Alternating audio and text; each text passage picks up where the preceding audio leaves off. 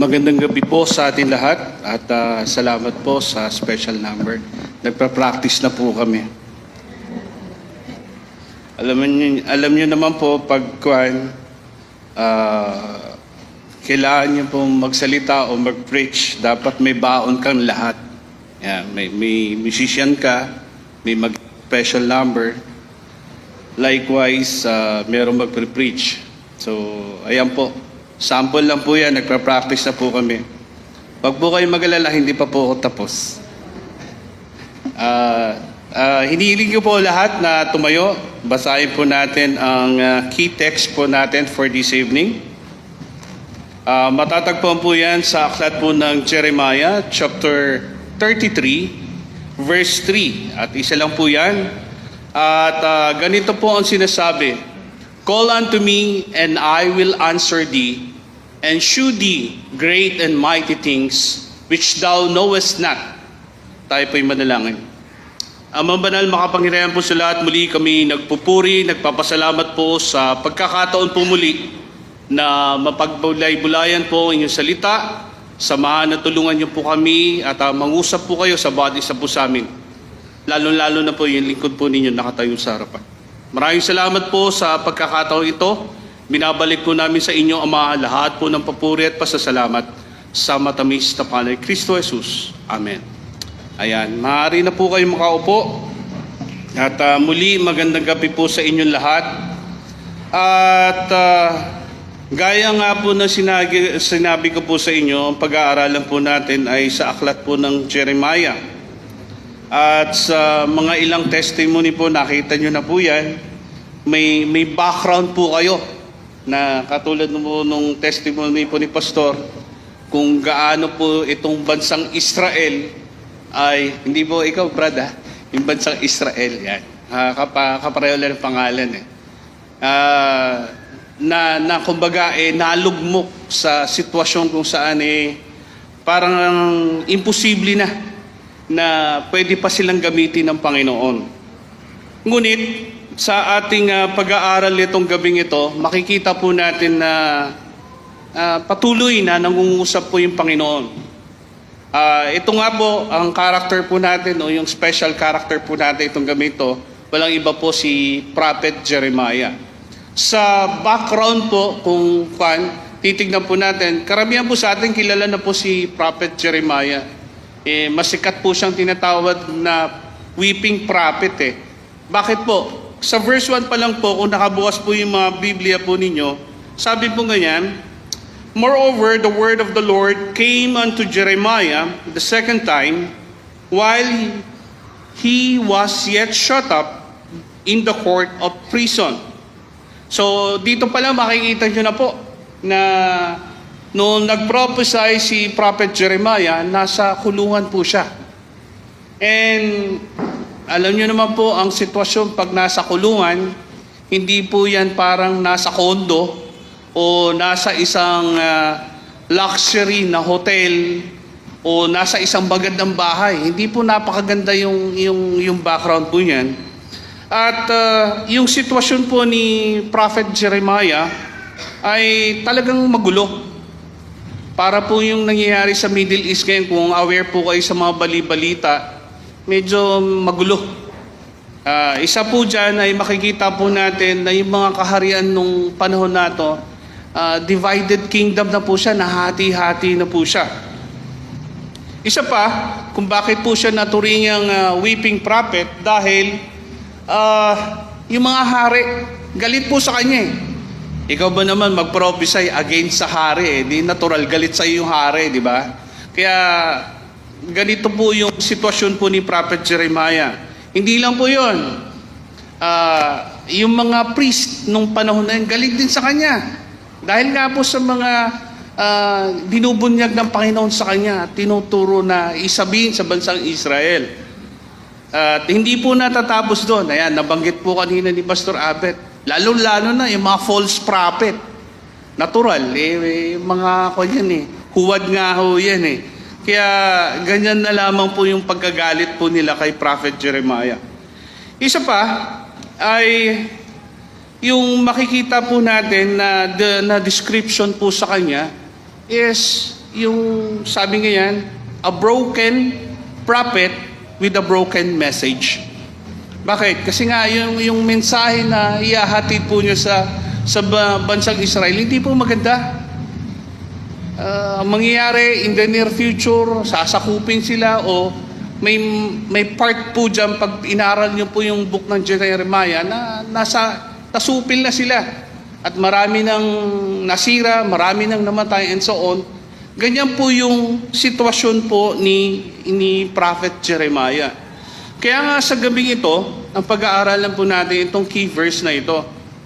At makikita po natin dito, despite nung sitwasyon ni Prophet Jeremiah, ay nangungusap pa rin yung Panginoon. Kung titignan din po natin, yung sitwasyon ni Prophet Jeremiah at yung sitwasyon po natin ngayon, medyo hindi rin nalalayo. If you go outside, makikita niyo yung lahat po ng issues of life. So church, parang medyo, medyo parang protektado ka. Bakit? Kasi isolated ka. Ang pinag-aaralan dito, naririnig mo, pagpupuri sa Panginoon, nananalangin and everything. Pero paglabas mo sa pintuan ng iglesyang ito, ayan na. Ang dami nyo na masasalubong dyan. Lalo-lalo na pagdating nyo sa mga bahay po natin, di ba? Maraming struggles na lumalabas. Minsan, hindi lang po external, pero internal. At sa gabing ito, kaya po ito yung pag-aaralan po natin dahil unique po itong verse na ito. Kung pag-aaralan po natin o sa pag-aaral po natin, makikita niyo pong kakaiba. Una, ang declaration po ng Panginoon dito, sabi po dyan, God encourages His faithful servant to pray, persevere, and trust in His promises.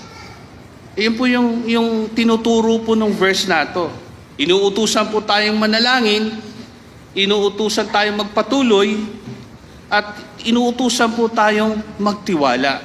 Kaya nga po sa pag-aaral po natin sa verse na ito, may mga makikita po tayo. Bakit kaya inuutusan tayo na manalangin? Bakit din kaya nangangako yung Panginoon na nasasagot siya?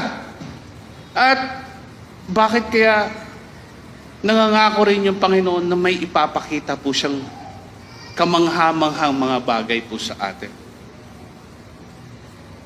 Sa gabing ito, makikita po natin yung tatlong katotohanan na ito. Habang pag-aaralan po natin itong Jeremiah 33 verse 3. Na ang sabi po, call unto me, and I will answer thee, and shew thee great and mighty things which thou knowest. Yung first na katotohanan na pwede po natin makita po rito, the first one is, sabi nga yan, call unto me. The call o the command to call. Ibig sabihin, inuutusan po si Prophet Jeremiah ritong manalangin ka. Most of the time, pag tayo po ay nasa mga sitwasyon na sabihin na natin na gipit, yan, alanganin, bingit ng kamatayan, minsan hindi po ito yung immediate reaction po natin. Tama po ba? Kung kunwari ang sitwasyon po natin, oy, na-short ka ng budget, 100 na lang yung laman ng wallet mo. Minsan titignan mo, minsan tatawag, minsan magme-message. Hindi ba pwedeng bago ka mag-message, bago ka tumingin doon, pumunta ron, manalangin ka muna? Ito po yung inuutos po rito. Sa mga pagkakataong alanganin, ang dapat ng unang reaction po natin ay tumawag sa Panginoon. Kung napagkatiwalaan niyo po yung Panginoon ng inyong kaligtasan, bakit hindi niyo mapagkatiwalaan ng laman ng wallet ninyo? Tama po ba? Minsan, mas nagtitiwala tayo sa mga tao, sa mga bagay, sa mga paraan, kaysa Diyos na nagligtas po sa atin. Ito po yung encouragement po ng Panginoon kay Prophet Jeremiah. Remember, yung kanyang sitwasyon ay parang hopeless. Madalas po pag ang isang tao ay nasa kulungan, wala na pong kanyan eh. Para bang, it's no. Wala na. It's the end. Parang ganun.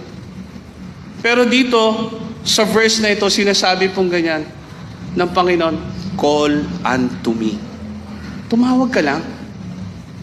Yan po yung pinapakita po dyan. Kahit na minsan para bang walang nakikinig.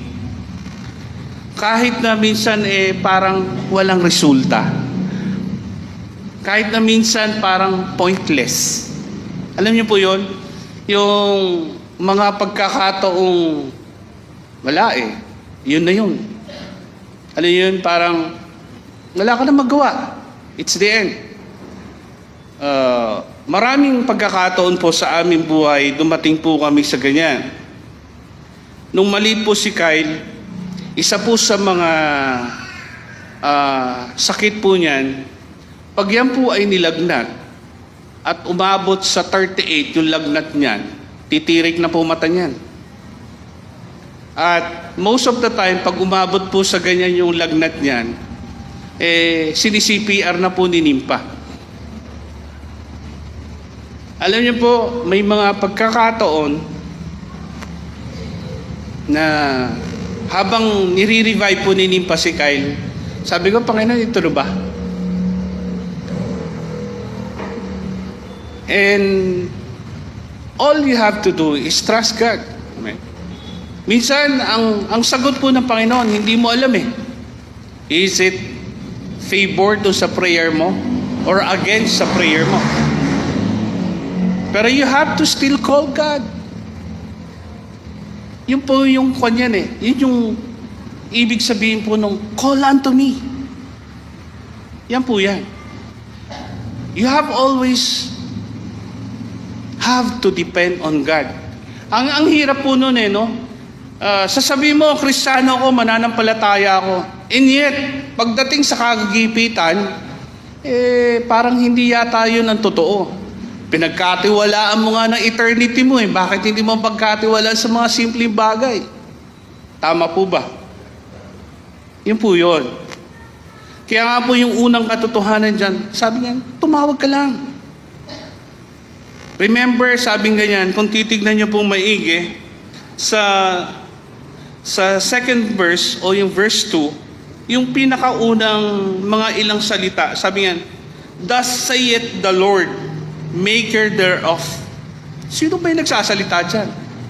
Siya rin yung Diyos na nandun sa book of Genesis.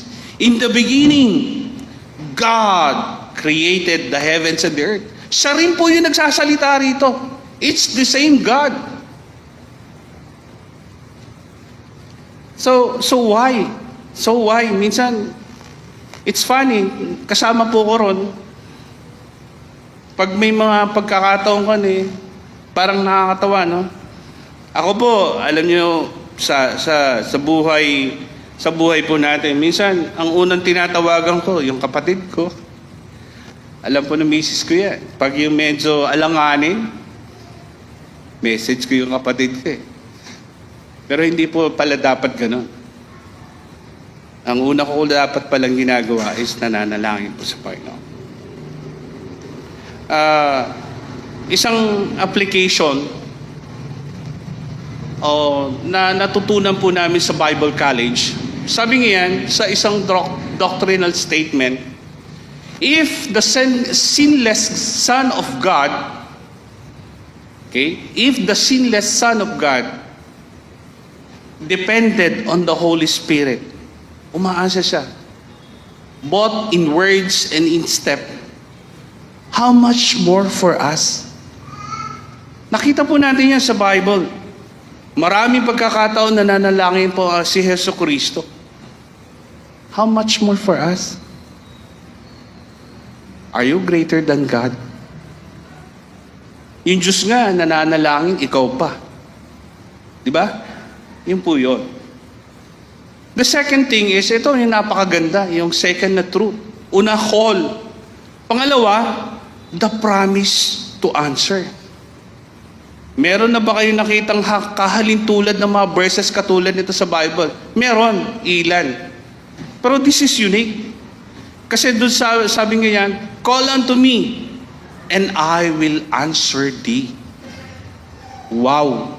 Actually, kahit hindi ko na ipaliwanag yan eh. Imagine mo, nalangin ka na, sasagot yung Panginoon. Is that a blessing or not?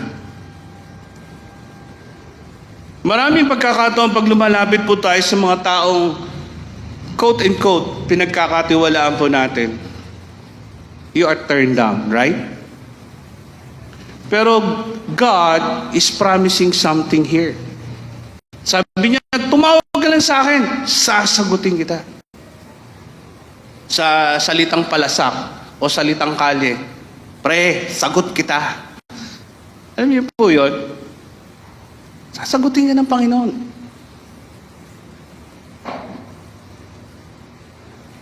Regardless kung ano man po ang magiging tugon ng Panginoon, pero ang sabi po niyan, sasagutin kita. Sasagot ako sa iyo. Of course, alam din po natin, it's a reality na pag meron po tayong tinatagong kasalanan, natural, hindi ka papakinggan ng Diyos. At alam mo yan, huwag ka nang umasa pa. Yan, ika nga. Pero regardless, kasi ang pangako ng Panginoon, call unto me, and I will answer thee. Hindi ibig sabihin niyan, kung nanalangin sa Panginoon at meron kang kasalanan, ang sagot niya, hindi. Obviously. Alam mo na magiging sagot ng Panginoon kasi may kasalanan ka eh. Hindi, pero tinupad pa rin niya yung sinasabi niya dyan. I will answer thee. Ang galing, no? Minsan, sabi natin, hindi, hintayin ko yung sagot ng Panginoon. Pero dito sabi, technically may sagot ka agad eh. Kung may kasalanan ka, it's a no. At kahit na wala kang kasalanan at nanalangin ka ng taus-puso, at meron sagot pa rin ng Panginoon. Kaya nga po, sa verse po na pinag-aaralan po natin ngayon, ang challenge po ng Panginoon sa atin, call unto me, and I will answer thee. Regardless po kung ano man po mga sitwasyon po natin sa buhay. Sa karamihan po sa atin na medyo may edad na, yan, kasama po ko ron. Minsan, yung mga sakit po ng katawan po natin, parang imposible na eh, di ba? Minsan, pag nagkakasakit ka, Lord, ito na ba yun? Gaya sabi ni Ate Flor, sana abutin ko yung rapture.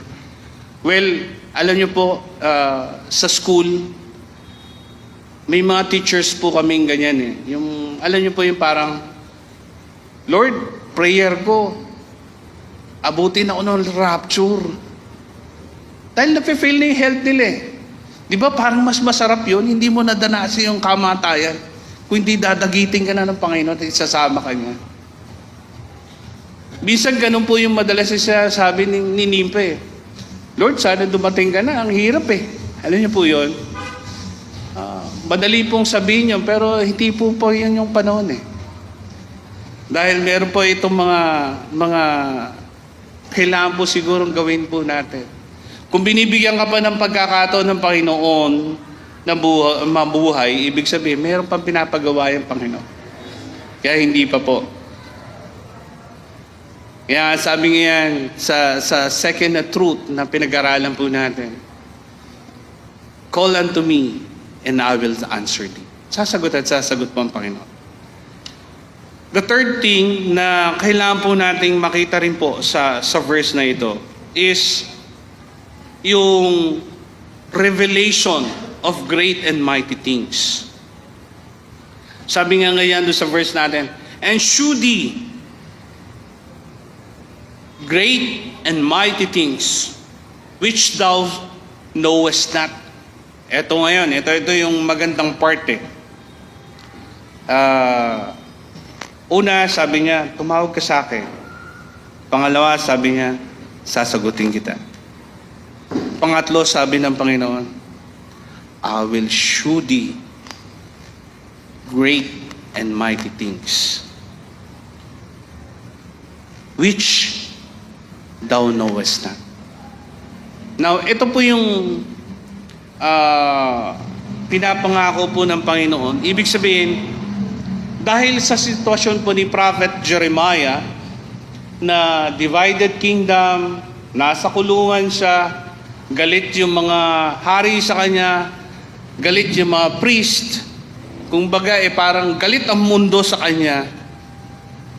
Pero pinapangako rin ng Panginoon, tumawag ka lang sa akin, sasagutin kita, at ipapakita ko itong mga bagay nito.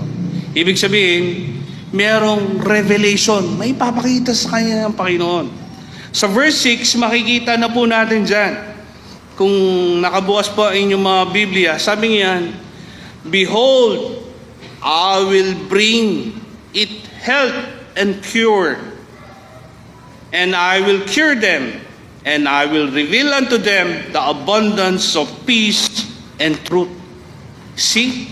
Sa verse 6 pala makikita niya meron ng pinapakita yung Panginoon.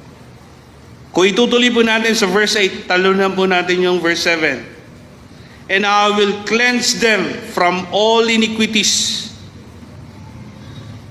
whereby have sinned against me, and I will pardon all their iniquities, whereby they have sinned and whereby they have transgressed against me. So, ito po yung pinapakita ng Panginoon na gagawin po niya sa future. Una, yung restoration. Pangalawa, yung pagpapatawad. At pangatlo, ito yung magandang parte. Sa verse 9, sabi ngayon, and it shall be to me a name of joy, a praise and an honor before all nations of the earth, which shall hear all the good that I do unto them, and they shall fear and tremble for all the goodness and for all the prosperity that I procure unto it. Ito po yung mga pangako ng Panginoon na mangyayari. Okay? Yan po yung pinapakita dyan. Anong una? Merong restoration. Pangalawa, merong healing. Forgiveness, sorry. At yung pangatlo, yung pagbabalik muli nung kaligayahan, magiging proud. Actually, pwede po natin i-relate to sa sarili po natin. Sa Bible College po, halos lahat po ng subject namin, nire-require kami one way or one form of another na palaging mong i-declare kung paano ka nakakilala sa Panginoon. Ika nga, in short, salvation story. Halos lahat po ng subject yan. Gagawa ka ng pan. Ikakwento mo, ganito ka, ganito, ganyan, ganyan. Nung nakakilala sa Panginoon, ganito, ganyan, ganyan. Halos lahat po ng subject. Hanggang ngayon, pang ilang semester ko na po ngayon sa biyaya po ng Panginoon. Pahirap po ng pahirap. Ang saya. Sa dami po ng kailangang isaulo at gawin. Pero, gaya nga ng sinasabi ko po sa inyo, pwede po natin i-relate itong panghuling pangako ng Panginoon. Do you remember kung noong kailan kang unang nakakilala sa Panginoon? Yung tunay, yung totoo. Alam niyo po, sa karamihan po sa inyo nakakilala po sa akin, ako po ay katulad ng karamihang kabataan ng panahon po namin. Dahil ako po ay nag-aaral sa exclusive boys school. Alam niyo po yon? Puro boys. So pag puro boys po yan, alam nyo na po yun. Basic. Lahat po ng kalokohan niya. Fraternity, vices, inom. You name it. Wala akong bago under the sun. Pero sa biyaya po ng Panginoon, nung ako po ay nakakilala sa Kanya, all that Ito po yung pinapangako ng Panginoon dyan. Hindi ba great and mighty things? Nung nanampalataya ka, tumawag ka sa Panginoon, humingi ka ng tawad, nagtiwala ka sa Panginoon. Hindi ba ito great and mighty things? Noong hindi pa ako nakakilala sa Panginoon, for sure, papunta po ako doon sa distraction na path. Tama po ba? At ganoon din po kayo. Alam niyo po yan. Kung siguro, magmula nung kabataan ko hanggang ngayon, umiinom ako, baka hindi ko na inabot yung COVID. Alam po yun? At iba pa ng mga vices. Sabi ko nga sa inyo, madalas kong sabihin 12 anyos umiinom ng 2x2 na beer, ay 2x2 na, ano yung tawag doon? Jigbulag. Yan. 12 anyos. Dahil malamig sa Baguio, masarap po yun. Chaser Calamansi. No need for ice. Parang ang sarap, no? Alam niyo po ba lasa nun? Ang pait-pait nun. Para kang lumulunok ng apoy.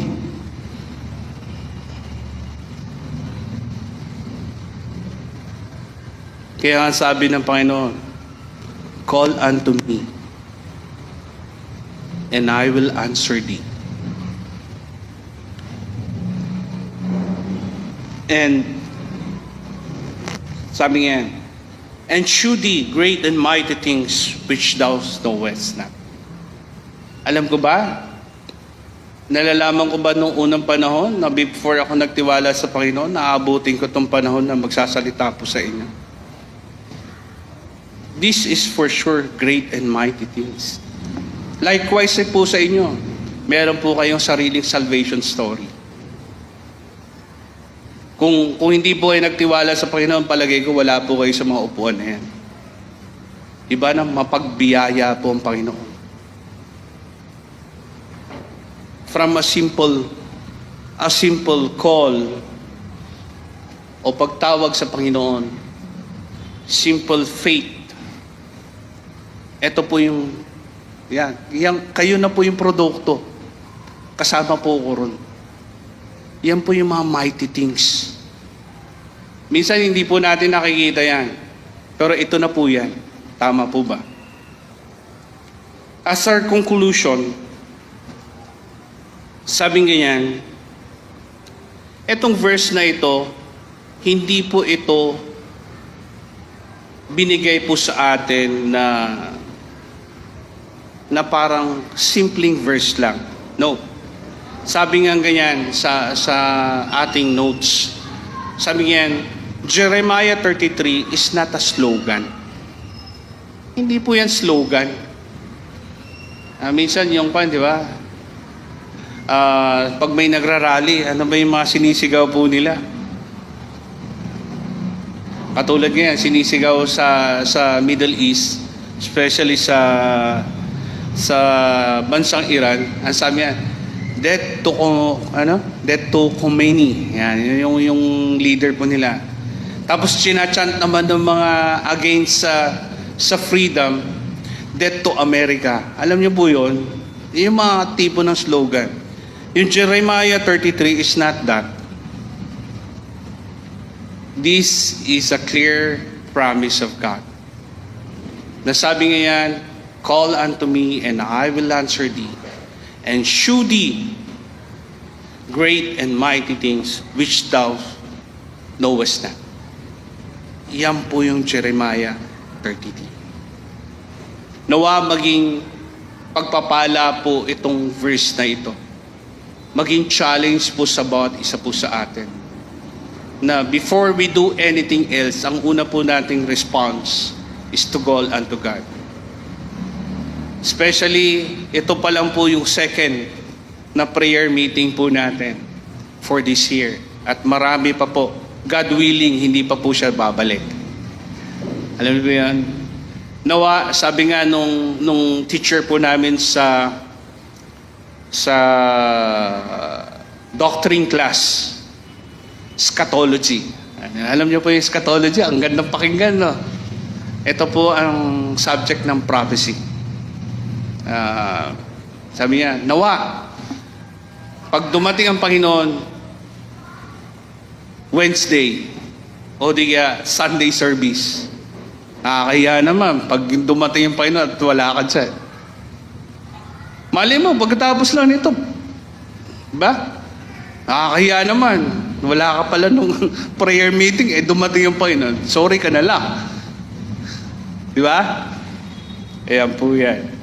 Nawa, naging pagpapala po yung ating pinag-aralang verse po itong gabing ito. Tayo po yung manalangin. Amang banal, makapangyarihan po sa lahat, muli ko po nagpupuri, nagpapasalamat po sa inyong talata na binigay po sa amin itong gabing ito. Nawa, patuloy po kayong mangusap po sa amin at tunay nga po ang mga pangako po ninyo ay totoo. Magmula noon hanggang ngayon, kayo po ay matapat po sa aming mga buhay. Patawad po Panginoon sa mga pagkakataon na hindi po kami nagtitiwala na lubusan po sa inyo. Patuloy Ama, nilalapit po namin mga gagawin po namin sa gabing ito sa aming paglapit po sa inyo sa panalangin po. Pagpalain niyo po ang bawat isa po Panginoon. Binabalik ko po sa inyo lahat po ng papuri at pasasalamat sa matamis na pangalan ni Kristo Jesus. Amen. Amen. Yung first point, the command po to pray, to ask, reminded me sa isang book na nabasa ko noon about prayer na huwag tayong mahiyang lumapit, huwag tayong mahiyang manalangin kasi hindi naman tayo nanghihimasok sa presensya ng Diyos, kundi tayo invited. Invited tayo. Actually, hindi lang invited, commanded na manalangin sa Kanya. So, pag tayo po nagpe-pray, let's come with boldness, siyempre, sa pangalan ng Panginoon, knowing na yan ang kalooban sa atin ng Panginoon at hindi lang command to pray, but there's a promise na pakinggan tayo ng Panginoon. No? Sabi ng God's Word dyan, anumang bagay ang ating hilingin sa pangalan ng Panginoon ay dinidinig tayo ng ating Ama.